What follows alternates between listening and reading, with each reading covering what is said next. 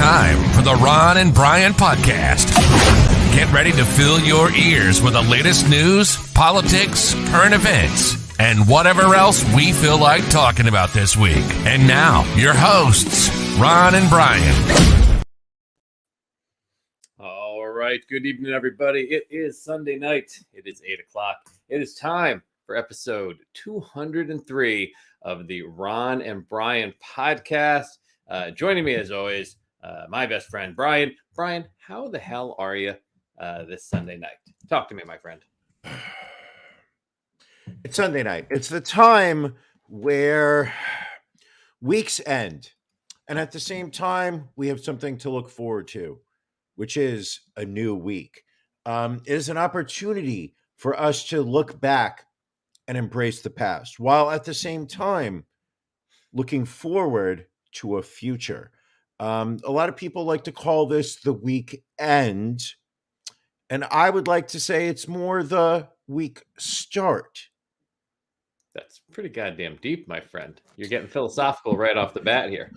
Ron, I'm going to tell you something. It is Sunday night. It is the last Sunday in April. Now, that can only mean one thing. What's and that? You would like to know? I would love to know what that means. All right. So tonight, Sunday night at 9:30 New York time, Eastern Standard Time, Eastern Daylight Time. I am unsure of which side of daylight savings time we're at, but we know it's coming to an end. Anywho, we are having our pajama party, which is once a month. We invite our Patreons onto the show. Anybody who's coming on at the aluminum level or higher. Bronze level or higher. $10. As I said, exactly, just as I said, bronze level or higher, you get a link where you can live stream this podcast, but it's not this podcast. It is our After Dark, which is the 30 minutes to whenever we want it to end. It is, it's behind the paywall. It's on Patreon. Only subscribers can watch to join. And it's where we talk about kind of the things that YouTube would kind of frown upon based on their guidelines and community standards.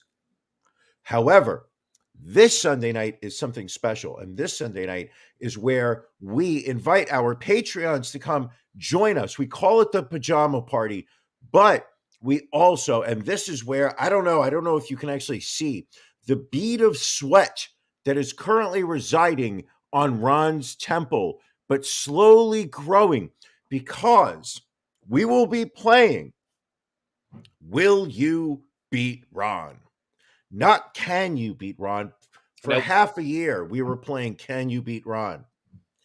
And what did we learn last month? We learned that I can be beat. So this, and honestly, I've asked Ron, I've asked your wife multiple times whether you can be beat, and she said it's not your thing, so she wouldn't know. Right. However, we will be playing a game tonight. So if you are a Patreon subscriber and you're watching live, don't go anywhere after the show. Go to your email. You should have a link which sends you right to be able to join. If you're not a Patreon subscriber and you want to join our Patreon, you want to join the pajama party, click the link below. Go to ronandbrianpodcast.com. Click the link in the upper right-hand corner where it says Become a Patron. Provide your name, your email address, provide your street address, provide your city, state, zip code. Give them your... This time's gotta stop. All right. So I think people understand how to sign up for Patreon. So sign up for Patreon. Join us after dark. In the meantime, Brian, let's get rolling with some of the great free content you get each and every week right here on the main podcast. It's time for Drink of the Week. Drink of the Week. Na zdrowie. Salud. Drink of the Week. Pleasure. Drink of the week. Drink of the week. All right, Brian, what are you drinking this week? No. We're not talking. This is called Empty My Beer Fridge. Okay. It's coming from a brewery in Huntington, Long Island, which they were our friends of the show, the Paramount Theater, provided us with several beers. I've got a couple in there that I'm saving for the right episode, but Okay. tonight we're going to be emptying out Corona Extras. I think I still have 3. My goal for the night is to drink all of them. It's a solid beer for the summer. It's not, yeah, it's a crushable beer, but we're still in springtime yet. Yes, very true. It is April. It's not quite May. We are going through. You know what? I'll save it for after dark. Okay, sounds good. Sounds good. Ron, Yes. what are you drinking? Well, first, before I get to what I'm drinking, a shout out to friends of the podcast, the Jardis. They got us a little gift, Brian, in theme of drink of the week. It is a candle made out of a empty beer bottle made out from Smittix Red Ale. So they were at a festival the other day, thinking of Ron and Brian, as people so often do. Saw this, picked this up. Not cheap. They left the price on it, $10. So thank you for that. $10 also would have gotten them a month at Patreon bronze level, but instead we have this candle scented. Smells like wood from the school kill. So maybe we'll light that candle. But again, Jardies, thank you very much for that. In the meantime, drink of the week, trying something a little different this week. This is a hard Italian soda from Bravazzi. It is their grapefruit flavor, 4.2% alcohol. And when I tell you it's grapefruit, they did not skimp on the artificial flavor on that. That is a pinkish hue. I don't know if you can tell. Smells grapefruity. So let's see how this goes down. It's not bad, actually. It's like it's almost like a Schafferhofer with less grapefruit flavor. Can you tell me what a Schafferhofer Knafer for her is? That's grapefruit juice mixed with beer. Oh, I didn't know that. Yeah, where the hell you been? America. All right, well, that's your bias. I get it. So I would give the Bravazzi a thumbs up. So very crushable. Something if you're looking for something a little sweet, a little refreshing on a hot day, like you said, Brian. It's not hot just yet, but it's always hot here on the podcast. What do we say? We bring the heat every week. All right, every week. All right, every week. Let's keep it going with beef of the week.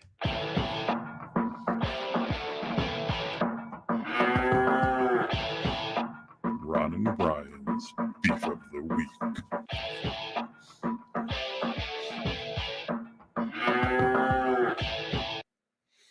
Brian, what's bothering you this week? There comes a time when, as an American, you have been pushed too far. There comes a time when, as a human being, you have been disrespected too much. There comes a time when, as a man, you've been cast aside and you have been disrespected and insulted and treated like dirt and treated like garbage and shit on, and spit on, so urinated on, and had your sneakers stolen. Ooh. Then had somebody else run by and pull your pants down. And then had that weird homeless bum that nobody likes to talk about come up and put a finger in your booty hole. It's happened to all of us. All right. I'll take your word on it. Well, something happened this week. Not to me. Not to me. But something so outrageous occurred this week to somebody who I love. To somebody that I love. And in respect of the parliamentary rules of the Ron and Brian podcast, I hereby declare that I yield my 5 minutes of beef of the week to the great gentleman from the state of Pennsylvania. Ron, please discuss your beef of the week. Wow. Well, that is an honor, and I will take those minutes. This is a roller coaster, folks. Strap in. My beef of the week this week is with Jeep and the Jeep dealerships in my area. As some of you know, bought a Jeep towards the end of last year. Brand new, first 51 years old, first brand new car I've ever owned. So last month, started having some electrical issues with it. Nothing major, but wanted to get it checked out. Brought it to the dealership that I bought it from. They got it back to me the same day. Said, "All right, everything's fixed." Literally within an hour, everything else was going wrong again. So like, all right, went on vacation, got tied up with work, so decided to use a dealership closer to my house. So called them last week. They were like, "Oh, we're pretty busy. So earliest we can get you in is this past Wednesday." It's like, all right, that's fine. So drop the car off on Tuesday night after the place was closed, leave my key. Wednesday morning comes, get a text from the dealership. "Hey, Ronald, this is Taylor, your service advisor at Reedman Toll. If you need anything throughout your visit, please reply to this text." So I'm like, fantastic. Car is checked in. Let's wait and see what they find out. No, you're missing you skipped over the painfully generic reply stop if you don't want to receive text. Like, Taylor's not typing this. This is an automated message. Very true. Well, we will get to Taylor when she has left her own devices momentarily. So a day goes by. I don't hear anything. So Thursday, I send a text and I'm like, wanted to see if there were any updates on my car. Reasonable. Wait a bit. Don't hear anything. So I'm like, all right. So I call, get somebody at the dealership, and they're like, "Oh yeah, your car hasn't been looked at yet." I'm like, "Why is that?" "Oh, yeah, we're backed up. Taylor told you when your car was checked in that it was going to take 2 days for us to look at it." I'm like, "I've never spoken to Taylor apart from this text." "Oh, well, we'll see if we can look at it this afternoon." All right, fine. Preach. And then I get a text from Taylor. "Yes, I'm sorry. I know you're." Oh, so the woman said, "It's just been a crazy day around here." All right, crazy day, fine. So then Taylor texts back, "I'm sorry. I know you were speaking with Nicole. Sorry I didn't get back to you. We had a really bad incident that happened today." So now I'm thinking like someone's hurt, someone's dead, like a lift crushed somebody. Sure. Something along those lines. However, or maybe Robert De Niro and Val Kilmer showed up with assault rifles and a duffel bag of cash over their shoulder. Right. Something like that. However, your vehicle has been dispatched to a technician, and I should have an answer on your vehicle by tomorrow on what's going on. All right. So I'm thinking, to Thursday afternoon, I should find out on Friday what's going on. So Friday afternoon comes, I haven't heard anything. So just shoot another text. Check in to see if there were any updates on my car. Now, I was actually at an appointment, so she actually tried to call, which I'm like, well, why are we texting if you're just going to call me? Just text me with what's going on. So I wasn't able to answer her call when the dealership called. So that led to this text: "I have bad news to deliver, so when you get a chance, can you please give me a call back as soon as possible?"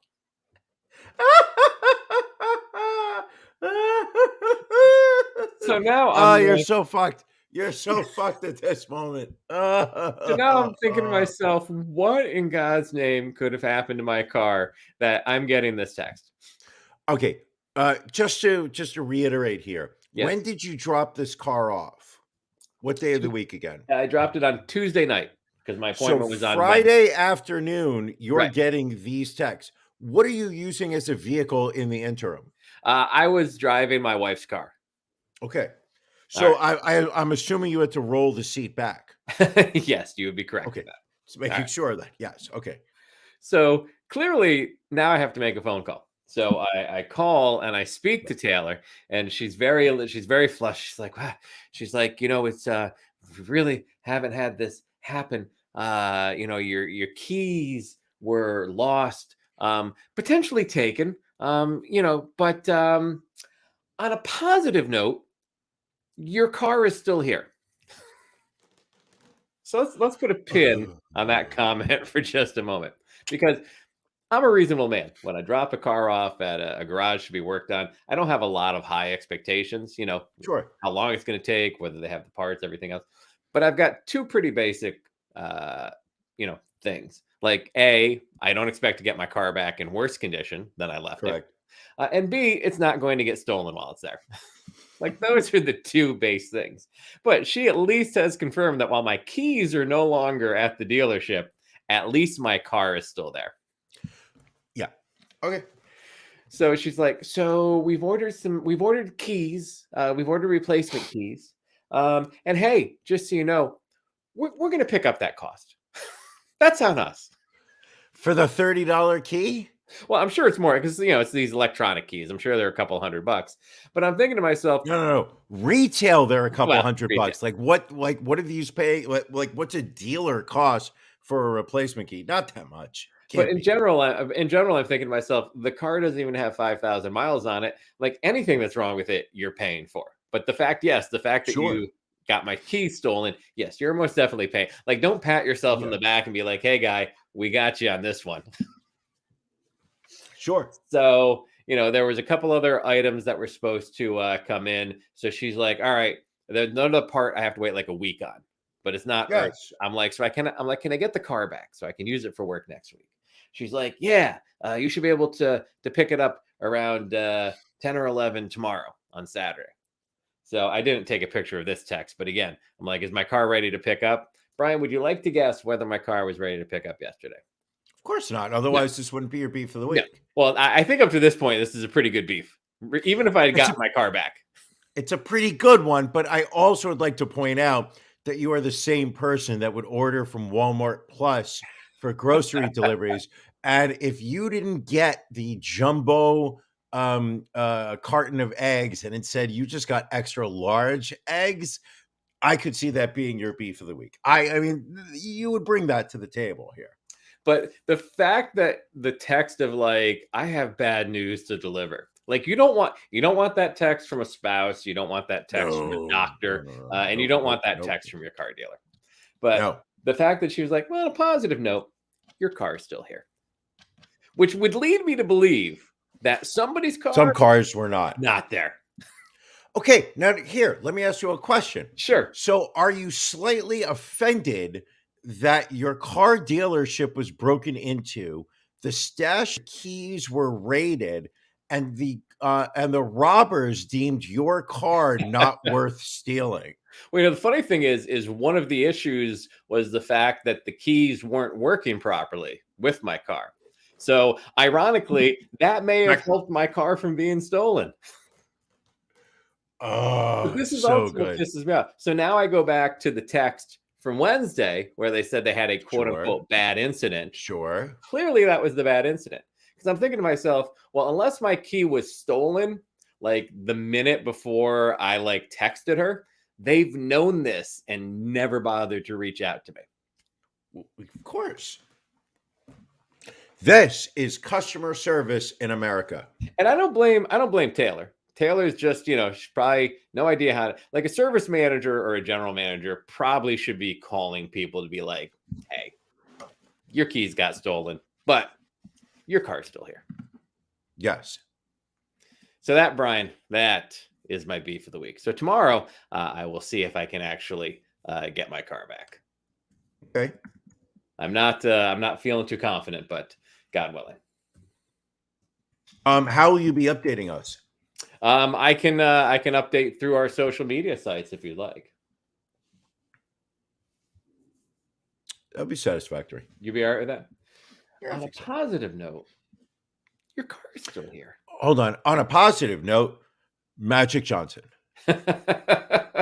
Very nice. Very nice. Solid work, my friend. So we will tuck away that beef of the week, and I will update everybody to see how that's going.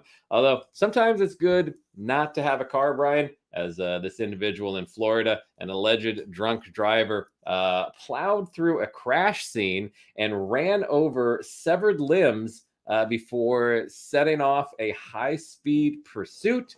Thomas Crumman, age 23, drove his silver 2005 Chevy pickup truck directly at two Florida Highway Patrol troopers responding to a woman who had been fatally struck early last week in Dade City. So the troopers were investigating the woman's death as a hit and run and had found her torso along the shoulder and her detached legs in the roadway. Yeah. What's the deal with Florida? Well, we've got a lot of Florida stories this week. I don't know what's up with Florida. They're passing crazy laws. They're getting in disputes with Disney. It's a crazy week. Yeah, but that's pretty fucked up. That is pretty bad. Also, not great to be a pedestrian in Florida or driving. A Florida teen has been charged with vehicular homicide for driving 151 miles per hour in a crash that killed 6 people after posting videos of himself going even faster and asking people to guess the speeds for $25. What? Is that a thing? Is that a Florida thing? Apparently, he was trying to get some clout online. Noah Thomas Gall, age 17, was hit with 6 counts of vehicular homicide after he slammed his 2019 BMW M5 into a SUV carrying these people in Delray Beach. This was actually back in January when a deputy asked Gall on the way to the hospital how fast he'd been driving. The teen reportedly answered above 120. Ron, what is the fastest you've ever driven? I would say I probably around 100.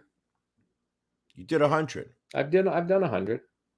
Now, if you were on methamphetamines, how fast would you be willing to drive? I mean, I tend to keep it slower when I'm on meth because I get a little paranoid. What the hell was that? I need to isolate the video of whatever the hell it was that your mouth just did. And I will put that on TikTok where it will live forever. I was inhaling. Oh, fuck. I was inhaling as I was about to make a point, and saliva went right down the air hole. I'm making a note as at what time in the video this happened. So make sure you're following us on TikTok at the Ron and Brian podcast because we are going to put whatever Brian just did with his mouth. Anyway, you were about to ask a question, make a statement. Doesn't matter. It doesn't matter. Let's move on. So anyway, hold on. Matt Peaker, our producer, edit that out. Edit that out of the podcast audio version. So the teen who only suffered minor injuries, of course, because the people who's the jackass never dies in these type accidents. They say he was under the influence of alcohol and or drugs. Again, police had started to search for him because he had recorded himself a couple weeks earlier. It wasn't the same night. It was 2 weeks earlier that he had recorded himself driving at a high speed and posted the footage on Instagram and TikTok. Ron, let me ask you a question. Sorry to cut you off. Sure. What is the fastest you've ever driven? Still 100 miles an hour. Now, amazingly, the earlier one that he posted on Instagram, he recorded himself driving 182 miles an hour in the same car 2 weeks prior. Wow. Yeah, I'm okay. This kid's going to prison. Yeah. For a long time. And I'm okay with that. Society's better off. Yes, without a doubt. Let's see. What else do we have in Florida? A Florida bride and caterer were charged with lacing wedding food with cannabis. The bride, Danya Shea Svoboda, age 42, and caterer Jocelyn Montrenice Bryant, 31, have been charged with culpable negligence, delivery of marijuana, and violating Florida's Anti-Tampering Act. Apparently, they lace stuff like lasagna and desserts with marijuana, causing several guests to become sick. Wait a second. So the bride dosed her own guests? Yes, exactly. What the fuck? So the No, I mean, no. Like, okay, this is the thing. I get it. Some people do drugs. I get it. Some people drink. I understand that. What I don't understand is this pathological pursuit of I want to get all these people high because I want to be high, and therefore all these other people should as well. right. Like, did So it say in the story where it was just like, hey, everybody, wink, wink, there's this tray of lasagna for those who are 420 friendly? Or was it just like, we're just going to dose like miscellaneous pieces of food at our wedding, and if you fall for it, good luck. So apparently they dosed the food. They did not tell anybody about it. This was back in February 19th. Fire rescue actually ended up being called out to attend to several wedding guests for symptoms consistent with those of someone who has used illegal drugs. A deputy asked Danya and her husband Andrew whether they had requested or consented to the food containing cannabis. And this is great. The affidavit said, quote, Andrew stared at the deputy with a blank expression for a few moments before stuttering through a no. So he's in on it too. No, they're saying he's not into it, but the woman clearly got excited and kind of admitted to it because she was very high too. Oh, here we go.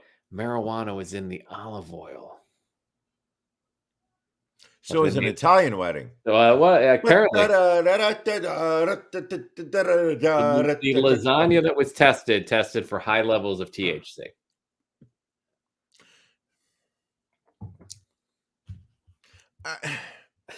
I mean, I would think that for your wedding, wouldn't you want to like put Coke out there for people? Don't you want like an energy, a buzz? Like, do you want people like what kind of wedding is it going to be where everyone's just sitting there, just staring at the cold piece of chicken that's been put in front of them?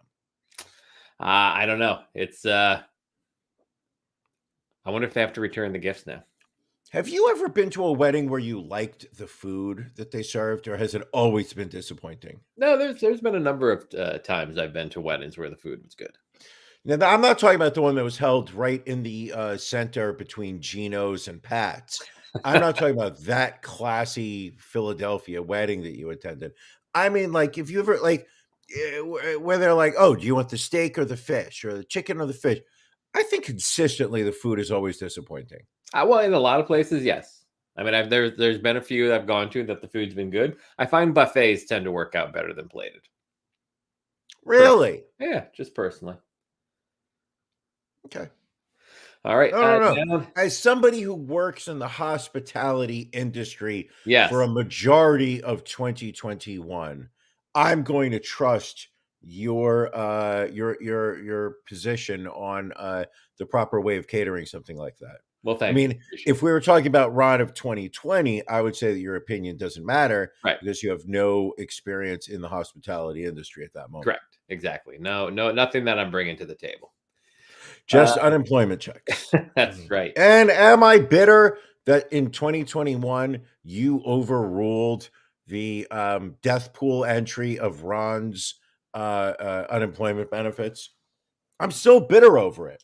Well, I mean, it would have been one more than you've gotten so far this year. Same could be said for you. Very true. Very true. So Florida, Brian, is also... we have more Florida? We've got more Florida. It is the home of Danielle Bregoli, also known as Bhad Barbie. She launched internet stardom 5 years ago. Catch me outside. Catch me outside. So she's racked up about 14 million YouTube views. She has about 16 million Instagram followers. And so now she has a home in Boca Raton, Florida, 9,200 square feet, all cash. Would you like to know how much she paid for that house, Brian? I don't even think I could put $1 on it that would be close to it. So Bregoli, now 19 years old, it's a 7-bedroom, 7-bathroom house that she bought, again, all cash, $6.1 million. Whoa, time out. Okay. You're telling me that the girl that was on Dr. Phil, Mm-hmm. the my teen is out of control, please come help me. Yes. You're telling me that that girl just paid all cash for a $6 million home? That is exactly what I'm saying to you. She has several multi-million-dollar deals. Thanks to her manager, Adam Kluger. He set her up with Atlantic Records. She's had brand deals with online retailers like Fashion Nova and Copycat Beauty. She launched her own indie music label, and worldwide, Brian, her music has been streamed more than 1.5 billion times. That was a B. That was a B, 1.5 billion times. Should I keep you from jumping out your window right now? You're telling me the Cash Me Outside girl paid $6 million in cash for a home. 6.1 million.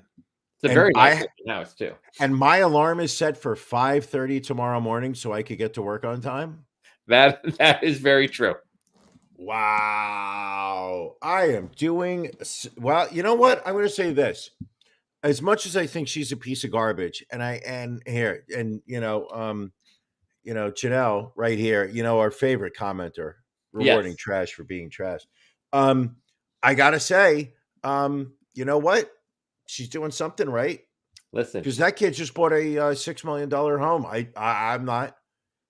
Who am I to shit on that girl? Though What? I imagine, based on what I picked up on her, somebody has shit on that girl. And I'm not saying Amber Heard has shit on her, because Amber Heard likes to shit on mattresses, right? on silk sheets. Somebody has shit on Danielle Brigoli. Goalie.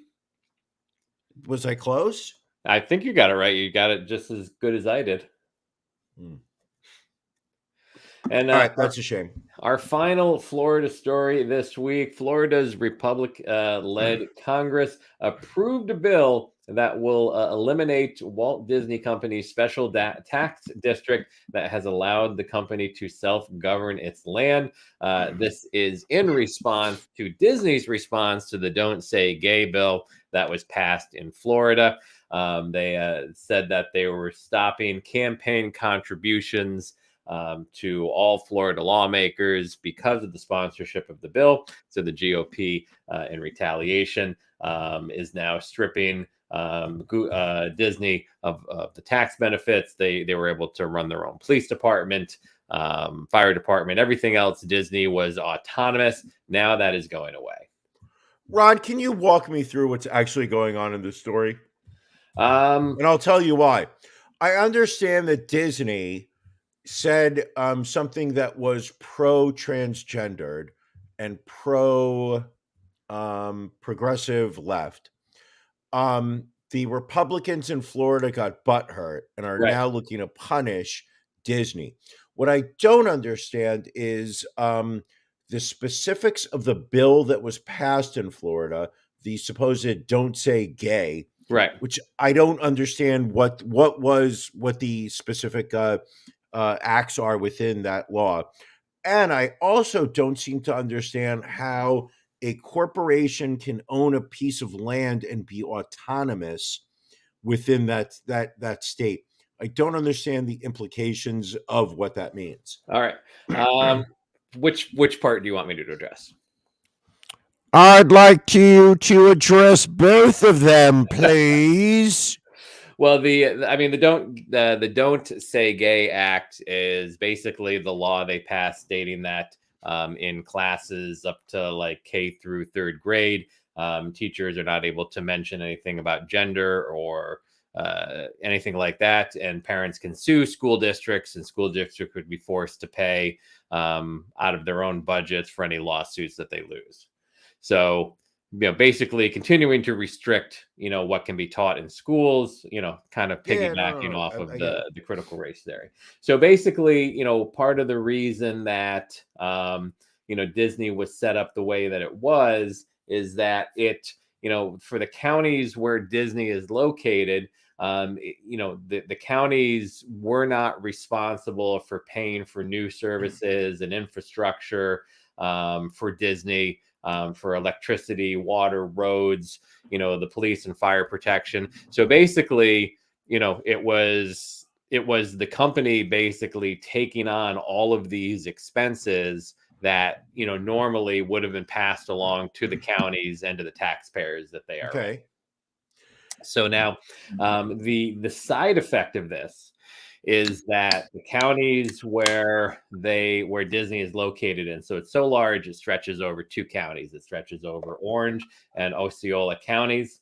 They are now going to inherit the debt that Disney has for having run themselves. Whatever, obviously if they're buying, police cars and fire trucks, Sure. whatever money they currently have is debt. All of that debt, now that this bill has been signed, all of that debt shifts from Disney onto the 2 counties and the taxpayers in those counties where Disney is located. So this is actually, while it may seem, there's some tax implications that go away that will hurt Disney, but at the end of the day, they are being relieved of I believe, billions of dollars in debt that will now transfer onto the county. Yeah, I'm sorry. It's about $1 billion in bond debt that could be put onto the local governments. Could, but not definitely. Not definite. Also there was money that was paid to certain areas. So there's an area called Reedy Creek, which would get $105 million. That goes away. I summer there every year. Disney usually would tax itself around $53 million each year to service its debt. So now, the people who live in and around that area could potentially see property taxes jump by upwards of 20% to make up for the difference. Listen, Ron, I'm conflicted here. Okay. Because I hate Florida. I despise it. And I would be perfectly fine if the ocean's level rose and engulfed Florida. Right. And at the same time, Ron, I say fuck corporations. Absolutely fuck them all. Pay your fair cost. Pay your share. Why do you get a free ride if the average citizen doesn't? And I'm going to tell you something. I'm against this law.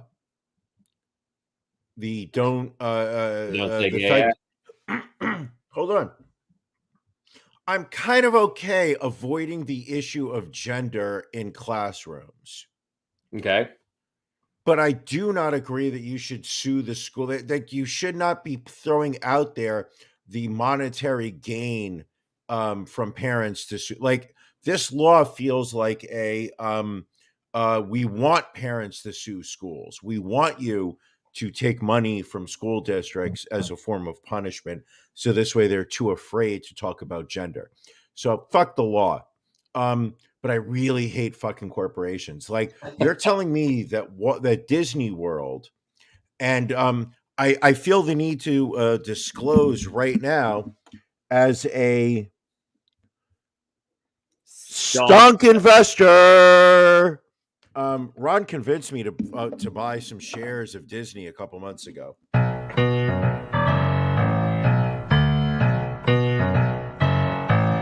Stonks. And I've lost quite a bit of money on that investment. I mean, not dollar-wise per se, but percentage. I mean, we are down, baby. And I know you like to say long hold, but I don't know. I would say, what are we down? Probably about 30-40% more. Roughly. Yeah. Oof, damn. But I think in the long haul here, I am more uncomfortable with the idea that Disney is turning in billions of dollars of annual profit while they're receiving these tax benefits that enable them to exist in the first place.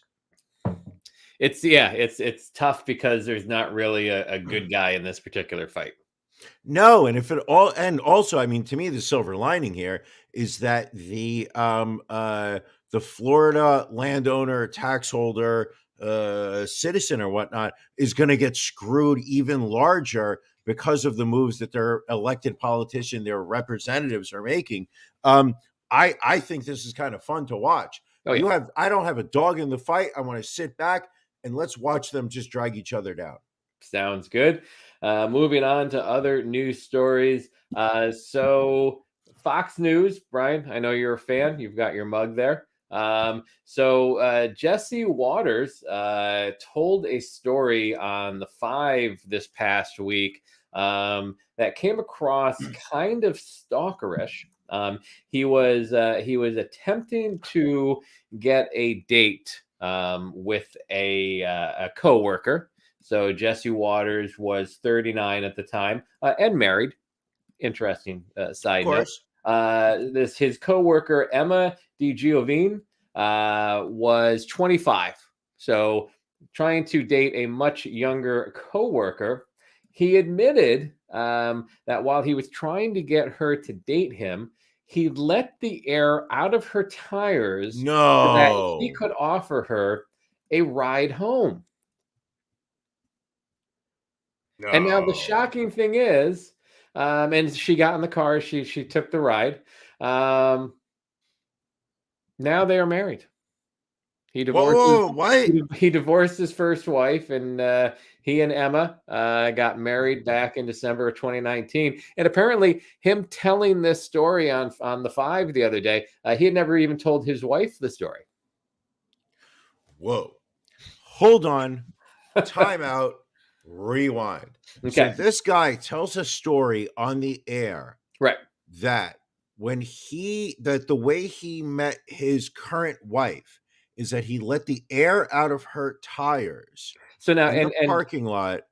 And the reason he told this story is they were the panel was talking about environmentalists who encourage deflating the tires of SUVs. So while they're discussing that story, he says, "Hey, I've got my own tire deflating story to tell." Hold on here.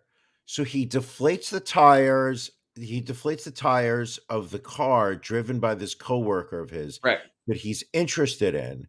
They go out. He then rushes to her aid when she's like, "Damn it, I can't drive this car home." He's like, "I'll give you a ride home."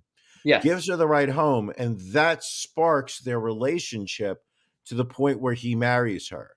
So they let apparently, according to the network, the two of them formed the network that they were dating in 2017. He divorces his first wife, mother of his 2 daughters, in 2018. And then, well, no offense, but she couldn't give him sons, so I understand that divorce. I mean, and then then he and Emma get married in 2019. May your first grandchild be a masculine grandchild. Okay. I mean, no offense. Let's put our cards on the table here. Okay. Creep. I would say there's a creep level here. Just a little bit. Awkward. I'm going to say it. Yep. Can be a little awkward. However, I give him points for clever. I give him points for being clever. The cleverness here. First off, she didn't pick up on it. She was just like, "Oh, you're going to give me a ride home, but we're going to stop off at this bar first. Right. Where you're going to load me up on vodka crans, maybe vodka sods, maybe Tito sods with a splash of lime. Maybe Italian. This time's gotta stop. Maybe a hard Italian soda. Well, I would have gotten that line, but you hadn't cut me off. But that is part of the joy of what gives you 51%. I mean, 51% says you get to cut me off whenever you want.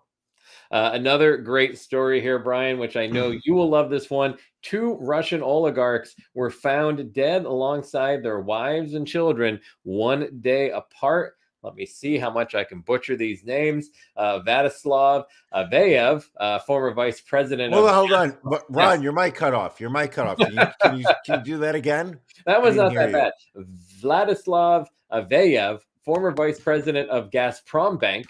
He was found. No. It's not coming through. But this time's gotta stop. He was found dead of a gunshot wound in his Moscow apartment, along with his wife and kids. This was in Moscow. In the statement, they say that Aveyev shot his wife and daughter and then himself. Then the next day, No. more than 2,000 miles away in Spain, Sergei Protosenya was found hanged with his wife and daughter stabbed to death. He was found with a blood-stained knife and an axe at his side. He was the former VP and chief accountant of Novatech, a major gas company with close connections to Gazprom Bank, the place where Vladislav Aveyev worked. So both of these oligarchs dead, along with their entire family, 2,000 miles apart, 2 days apart, both claiming to be murder-suicides. Wow. Do you think does anybody believe that he's not being killed by Putin? I mean, you would think no one would believe that. You would think. Wow. That is nuts. So you think he's killing his friends, or you think these people are actually killing themselves? I think they probably were killed for some reason. Was it because that they were not members of the Ron and Brian podcast's Patreon, where once a month you're able run? Oh, sorry, run the clip. Where once a month you come on. If you come on the bronze or higher level, join our Patreon. It's a way. Listen, Ron and I are not making money off this podcast. Let's be brutally honest here. But there are costs that are associated to it. And one of the ways that we like to offset the costs that we incur is to raise some funds on a Patreon. It is a paid subscription service. Every week you get at least 30 minutes of behind the paywall kind of stuff that it's I don't want to say it's always sexier. It's not always sexier, but it's definitely the kind of stuff that we are not. Just give me a little background music. Oh, thank you very much, sir. But it's definitely the kind of stuff that YouTube and Facebook and Twitch are a little uncomfortable with. Usually there's stuff about prostitution. Stuff we talk about sex. We talk about institutions. We talk about restitutions. Oh, this has got a nice little beat to it. Well, let's not. We talk about hold on. We talk about intuition. No, but seriously speaking, you've got right now a little bit under 45 minutes to join us this month on our pajama party. Oh, this is baby making music. This is the kind of music where you just tell your lady, get down on your stomach, put your hands on your pillow. I'm gonna climb on top of you. Okay, we're just gonna shut this all down right now and try and get into the next news stuff. That went sideways, more sideways than you normally go. Give me a couple more seconds of that. Bring it back, Ron. I'm afraid to. Oh yeah, baby. Push those knees together. Okay, all right. So, Brian, I want to get your opinion on this next story. This next story fascinated me, and I'm very torn on how I feel about this.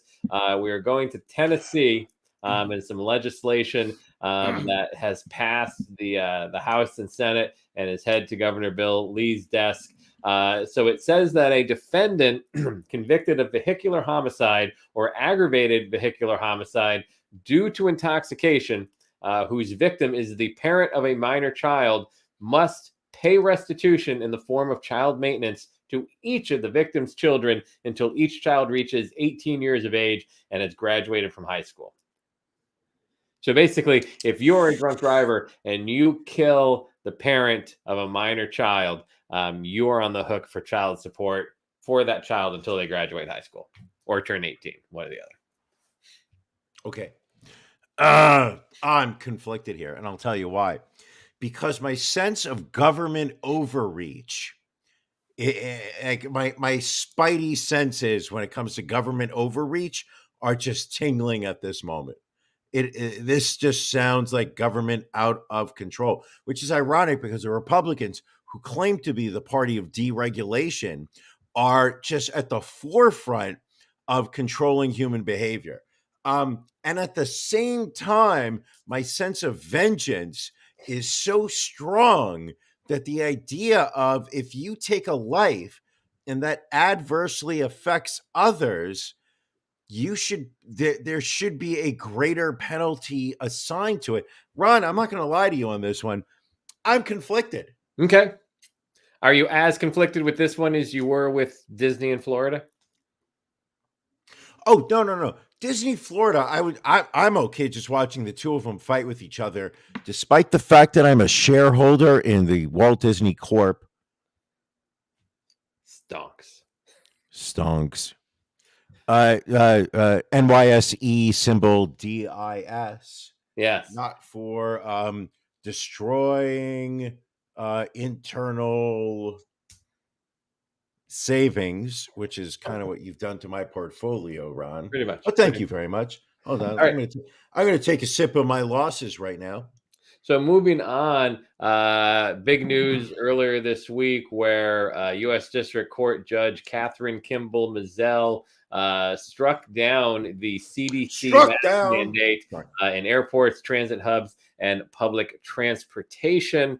Took a couple of days for the CDC and the DOJ to respond and file an appeal. Brian, your thoughts on this? This one really threw me for a curveball here. So there is a judge curveball. It's an appropriate reference. It's threw you for a loop or threw a curveball. Didn't throw you for a curveball. This has got to stop.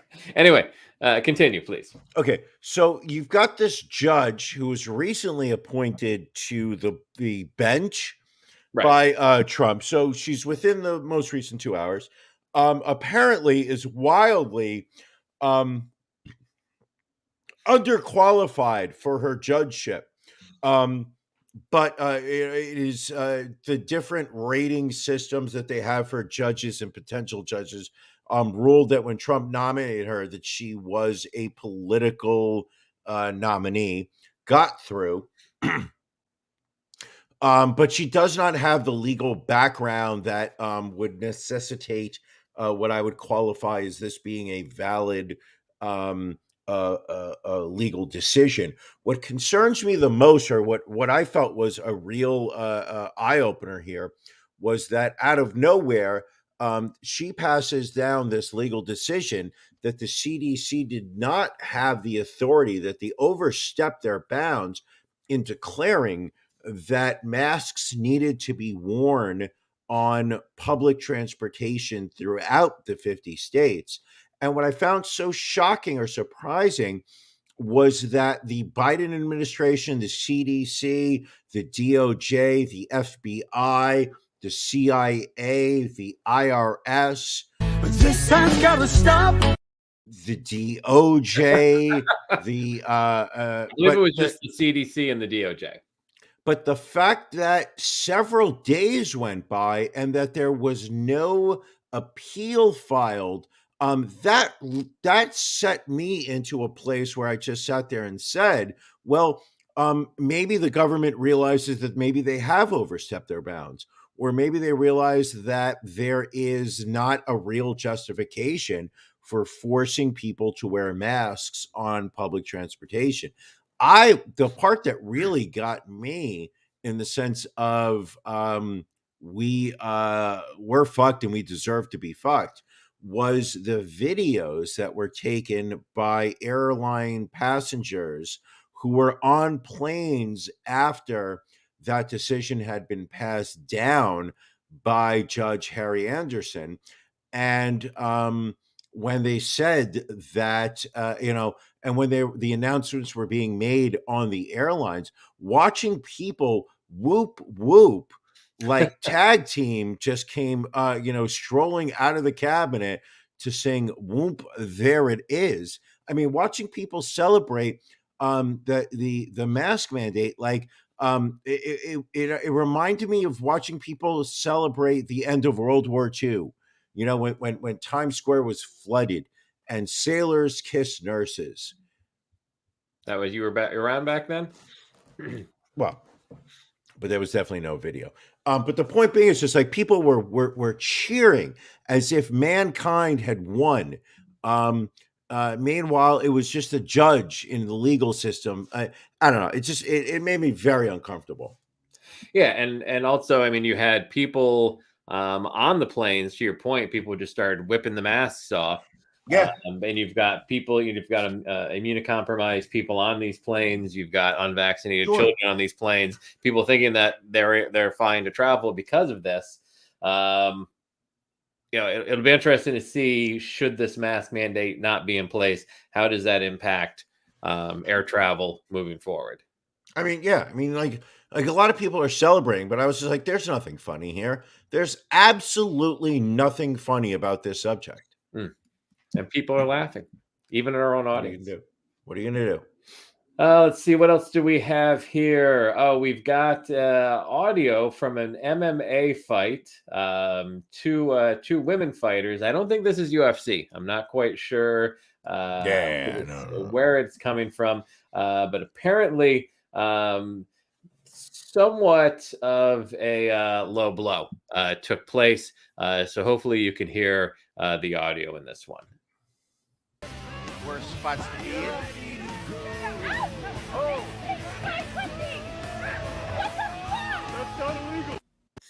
So if you didn't hear that, she pinched her pussy. Worst spots to be in.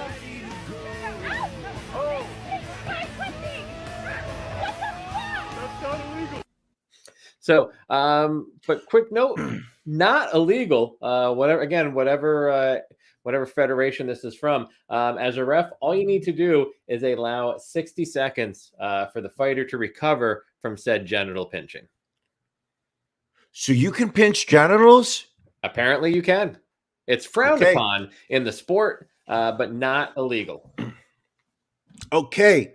And I feel like now this is an appropriate segue to announce that the Ron and Brian multiverse is expanding further beyond the podcast world, beyond the live stream. We will now be hosting our own Florida-based MMA fights where the only move that you are allowed to use on your opponents is to pinch them in the genitals. I think you've got something there. I think this will be a big pay-per-view. Big. Huge. It'll be huge. What else happened in the world of sports? Oh, there was a junior college pitcher who tackled a batter that hit a home run off of him.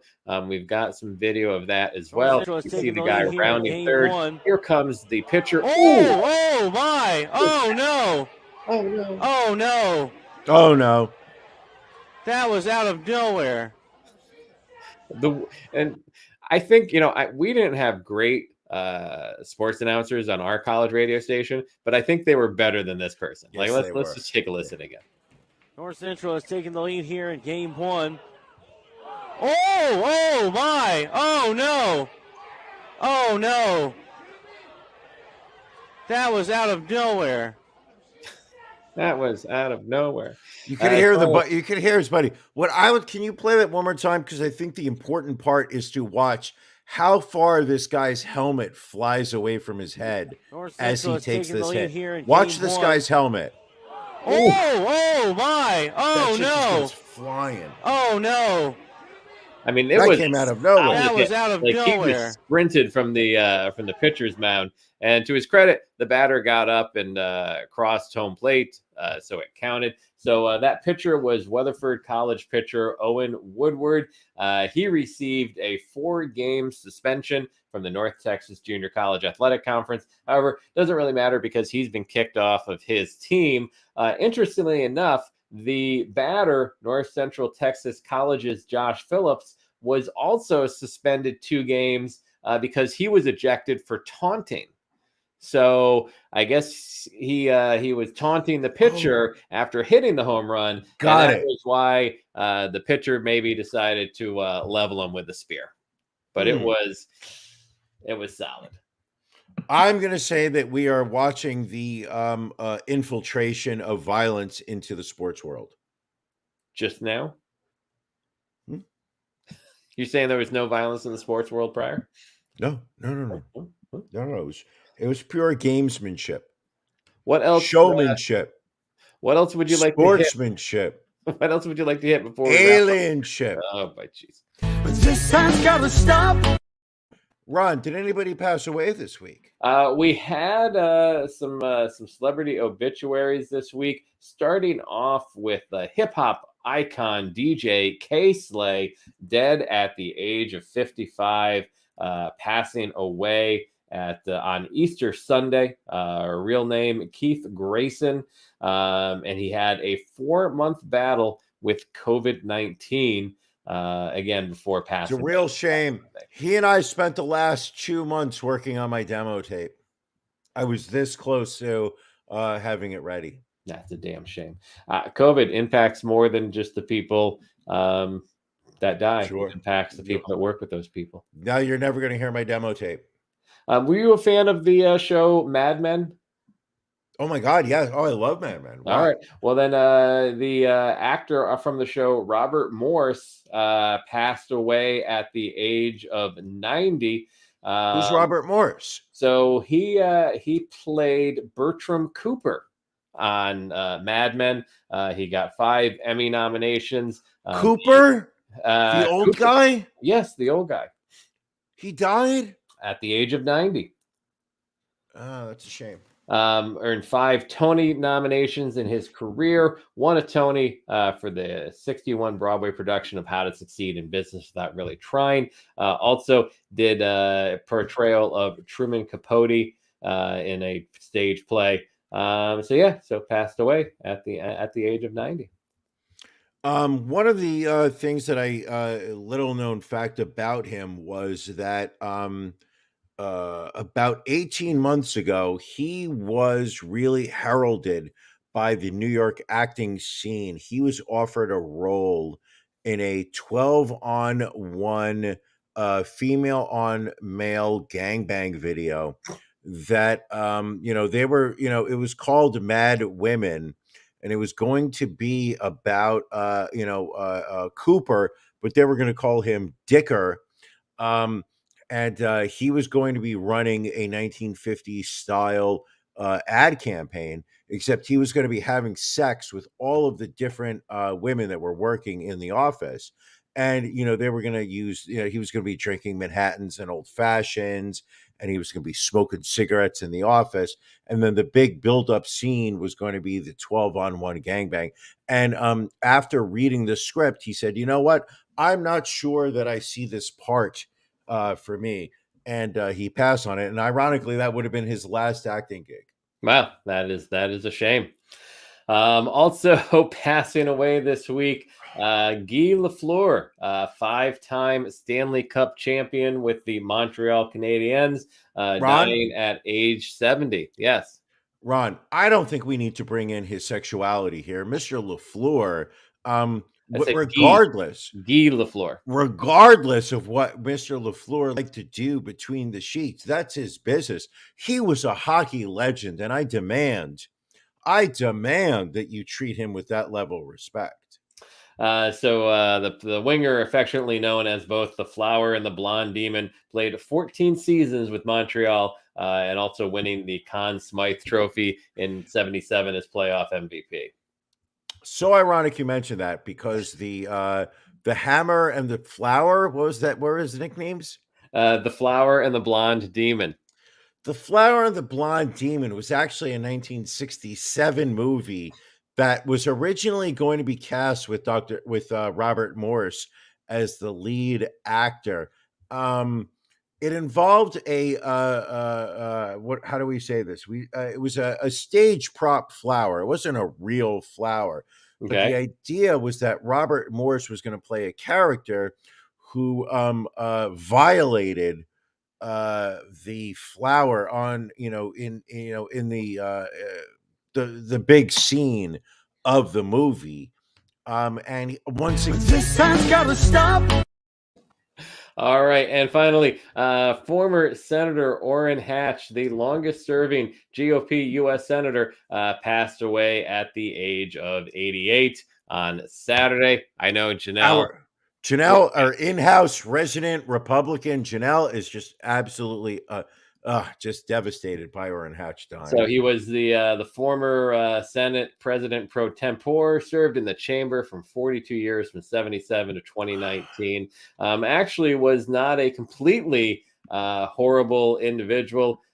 He was behind a number of bills, such as the Drug Price Competition and Patent Term Restoration Act, the State Children's Health Insurance Program, and the Americans with Disability Act. And then, of course, he sounds like a socialist to me. And then went down the Trump train and helped Trump dismantle the national monuments in Utah, both Bears Ears and Grand Staircase Escalante, removing protections from them so they could be developed, and also ushered in the 2017 Tax Cuts and Jobs Act, which was the biggest tax code change in 3 decades, favoring corporations and the wealthy, making it so that everyone listening to this podcast pays more in taxes than all of the major corporations out there.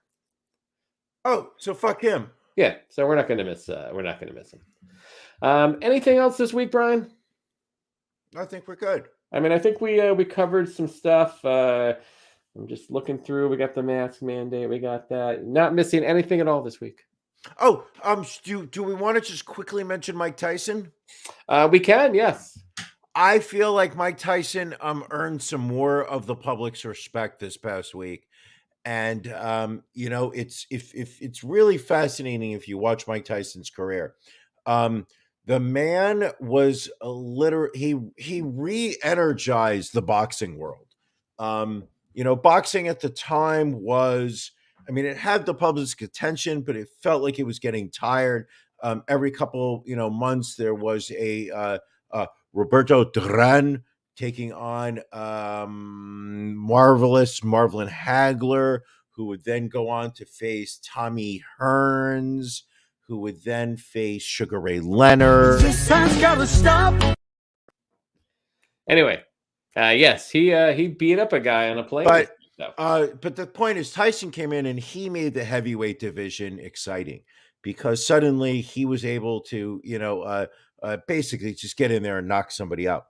But apparently this past week, he was on a JetBlue flight from California to Florida because all stories lead back to Florida. And the guy sitting in the row behind him, realizing that Mike Tyson was ahead of him, from what eyewitness stories are, the guy asked for a photo with Mike Tyson. Mike Tyson gave him the photo. The guy asked for an autograph. I believe Tyson gave him the autograph. And then the guy just wouldn't stop talking to him and got more aggressive as the flight went on, leading up to Mike Tyson standing up, turning around, and just beat the shit out of this guy. And I'm okay with that. There you go. All right. Well, that I think wraps things up here. We are going to get ready for After Dark. It is our monthly pajama party where our listeners will join us on the show. And are you going to be wearing pajamas? I usually wear shorts this time of year, so I'm already in my kind of pajamas, if you will. I assume you'll be continuing to wear this shirt buttoned up around your neck. When the show ends, I'd like to see what your legs look like. Fair enough.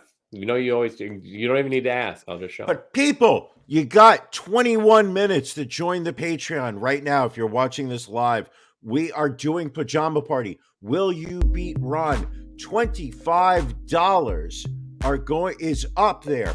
Ron and I, combined between the two of us, we will donate $25 to a charity of your choice. If you can beat Ron during this month's game of Will You Beat Ron, all part of our After Dark Pajama Party. Once a month, we do our pajama party behind the paywall. It's on Patreon. You get a link to join.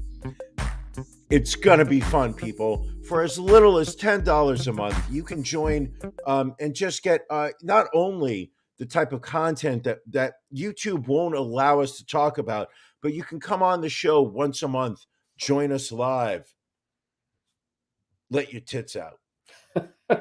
And on that note, I think we should probably wrap this up and get ready for After Dark. Brian, anything additional before we roll on out of here? No, I think you and I both know that if I continue talking, it's only going to get downhill. It's only going to go downhill. It'll be a sloppy After Dark. All right, for our Patreon folks, we will catch you in a few minutes. Everybody else, we will see you next week. Thank you for joining us on the Ron and Brian podcast. We're live each week on YouTube, Facebook, and Twitch. You can find prior episodes, links to our social media, and everything else Ron and Brian at ronandbrianpodcast.com. See you again next week.